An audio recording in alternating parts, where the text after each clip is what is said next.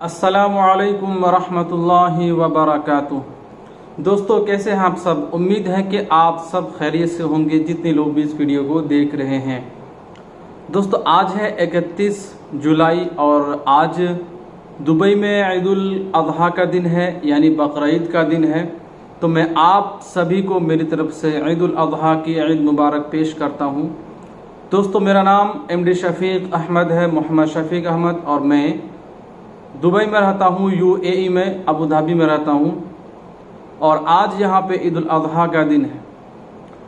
तो दोस्तों, आप सबको दुबई का नाम सुन करके दिल में ये बात ज़रूर आई होगी कि भाई दुबई में रहता है और बहुत ही अच्छे से ईद मनाया होगा, बहुत ही खुशियाँ बिखेरा होगा, बोरियां भर भर के खुशी मनाया होगा, बहुत एंजॉय किया होगा, बहुत चीज़ें खाया होगा, दोस्तों के साथ मिला होगा, न जाने कितनी खुशियां मनाया होगा, बहुत एंजॉय किया होगा, क्या क्या चीज़ें खाया होगा दोस्तों। लेकिन ये सच नहीं है।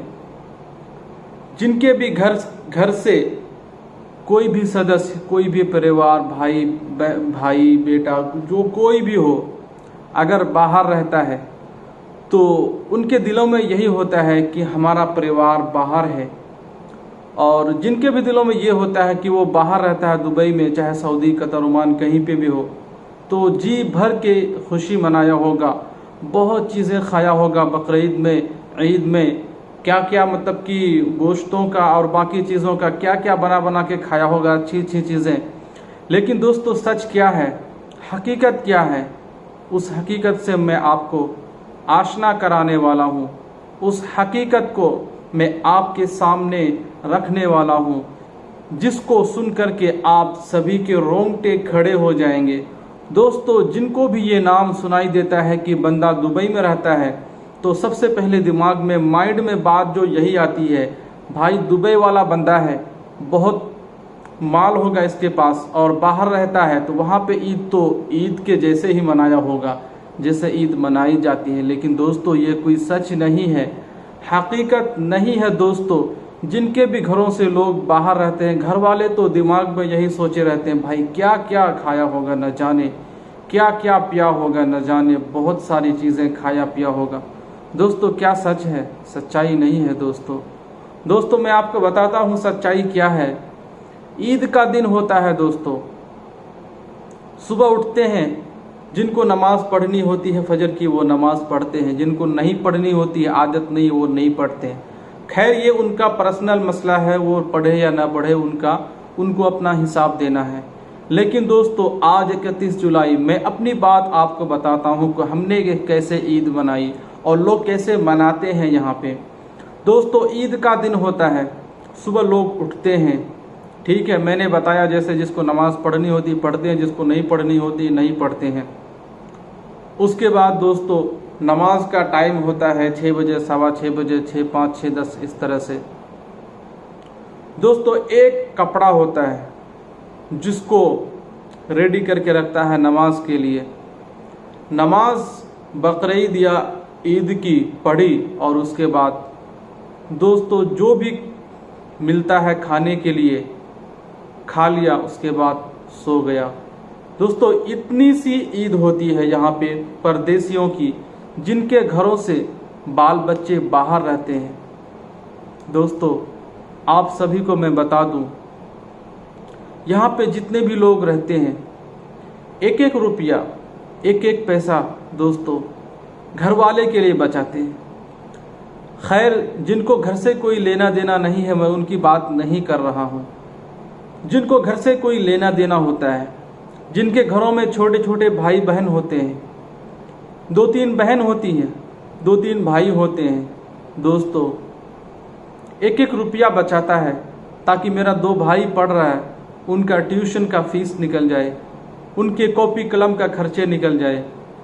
2-3 बहन इस साइड में होती है, उनकी शादी करानी होती है। दोस्तों, एक एक रुपया जो घर का पहला बेटा बाहर कमाता है, वो घर वाले के लिए बचाता है, ताकि इधर 3 बहन हैं, इधर 3 भाई हैं, इधर बहन की शादी भी करानी है, इधर भाई का ट्यूशन का फीस भी देना है, भाई को पढ़ा लिखा के कुछ बनाना भी है।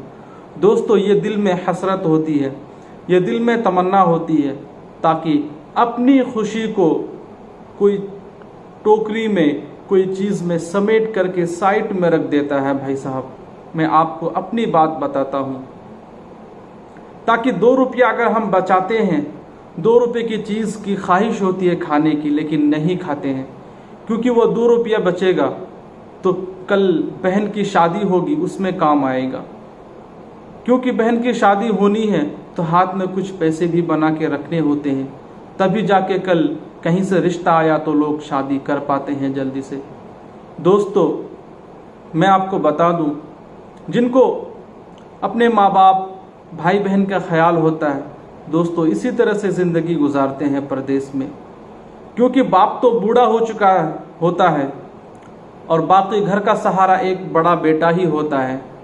दोस्तों अगर उस बेटे के दिल में ये ख्याल होता है कल जाके हमें भी बाप बनना है, हमें भी बूढ़ा होना है, अगर आज के दिन में हम अपने माँ बाप की खिदमत करते हैं तो कल हम जब बूढ़े हो जाएंगे तो हमारे बच्चे भी मेरी खिदमत करेंगे।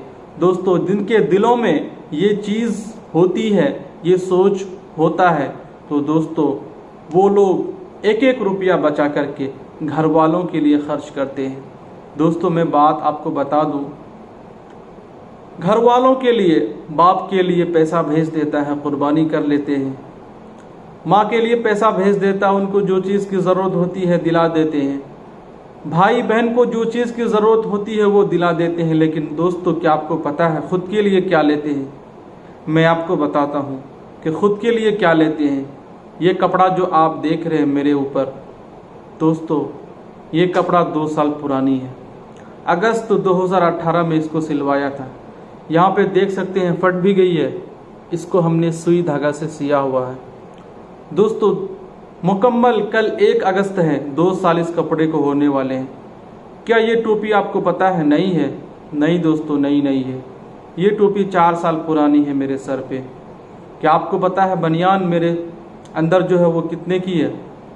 दोस्तों ये बनियान मेरे अंदर 95 रुपीज़ की इंडियन की है, जिसको तकरीबन 1 साल से ज़्यादा हो चुका है। आपको पता है हमने नए जूते भी लिए हैं, लेकिन दोस्तों 2 साल हो चुके हैं उस जूते को, वही जूते पहन के ईद की नमाज़ पढ़ने निकले और ईद की नमाज़ पढ़ के वापस आए। दोस्तों उसमें भी थोड़ी सी जूती फटी हुई है, लेकिन चला रहे हैं, क्योंकि 2 रुपया बचेगा तो घर वाले का काम आएगा। दोस्तों ये होती है ईद। दोस्तों सुबह नाश्ता किया, उसके बाद सो गया। दोपहर के टाइम पे कुछ अगर 2-4 लोग होते हैं तो कोई चीज़ थोड़ी सी पका लेते हैं, नहीं तो दोस्तों वही नॉर्मल खाना खा करके सो जाते हैं। उसके बाद फिर ईद के दूसरे दिन दोस्तों वही ड्यूटी होती है, वही नॉर्मल ड्यूटी होती है, जिस तरह से डेली ड्यूटी करने का रूटीन होता है। दोस्तों मैं कुछ बता दूं आपको यहाँ पे कि कितनी भी चीज़ें खा लेते हैं, लेकिन वो खुशी नहीं होती है जो फैमिली के साथ होती है। दोस्तों यहाँ पे सालों साल, कई साल तक लोग घर नहीं जा पाते हैं। क्यों? यहाँ अपनी मर्ज़ी के नहीं होते हैं, पासपोर्ट दूसरे के हवाले होता है, और यहाँ पे अपनी मर्ज़ी से छुट्टी भी बना नहीं सकते हैं कि इस टाइम पे हम छुट्टी जाएंगे, बकरीद के टाइम पे या ईद के टाइम पे। जो आपका सर्कल होता है, जो आपका छुट्टी का टाइम होता है, आपको वही टाइम पे जाना होगा। दोस्तों दिल का हसरत दिल में रख लेते हैं, घर वालों की खुशी के लिए, घर वालों की मजबूरी को देखते हुए, घर वालों के जो है कि कोई परेशानी ना हो, इस चीज़ को देखते हुए दोस्तों अपने दिल की खुशी अपने पास रख लेते हैं। दोस्तों यहाँ पे बहुत मुश्किल से रहना गुजरना होता है।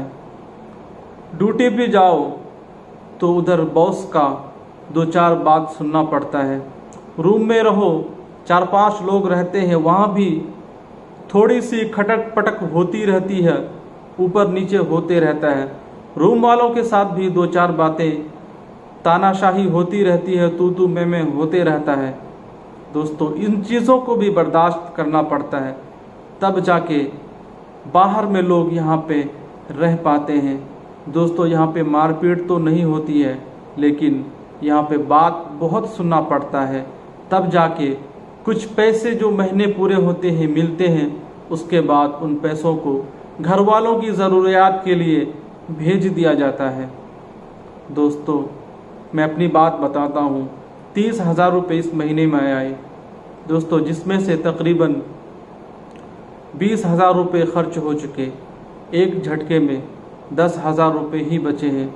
वो भी 10,000 रुपये कुछ इस तरह से लोग बचा के रखते हैं ताकि कल कोई इमरजेंसी आ जाए, घर में किसी का बीमार हो जाए, कोई परेशानी आ जाए, तो वो 10,000 फिर उस परेशानी में खर्च कर देते हैं लोग। दोस्तों यहाँ पे कमाते हैं, लेकिन ऐसा नहीं है कि कमा के बहुत कुछ कर लेते हैं। दोस्तों ज़रूरियात ही पूरी होती है। जो भी अगर 1 रुपये घर वाले को कम दे करके महीने के खर्चा अगर बचाते हैं, तो वो कल घर वाले के लिए ही बचाते हैं कि कल कोई इमरजेंसी हो जाए तो 10 महीने में 10 रुपया बचाएंगे। कोई इमरजेंसी हो जाए तो वो 10 रुपया उस इमरजेंसी में काम आएगा। दोस्तों इस तरीके से घर में जो है कि मेंटेनेंस करते हैं। दोस्तों मुझे उम्मीद है कि आप सबको ये दास्तान, जो बाहर रहते हैं, बाहर कमाते हैं, उनकी दास्तान समझ में आ गई होगी कि लोग बाहर कैसे कमाते हैं या बाहर कैसे रहते हैं। दोस्तों 12-12 घंटे धूप में काम करना किसी के बस की बात नहीं है। और यहाँ की धूप जो है दोस्तों 45 डिग्री होता है, जो कि बहुत ही ज़्यादा होता है। दोस्तों उम्मीद है कि आप सबको ये दास्तान समझ में आ गई होगी। तो चलिए मिलते हैं फिर किसी और वीडियोज़ में। जब तक के लिए आप अपना ख्याल रखिए। अल्लाह हाफिज़।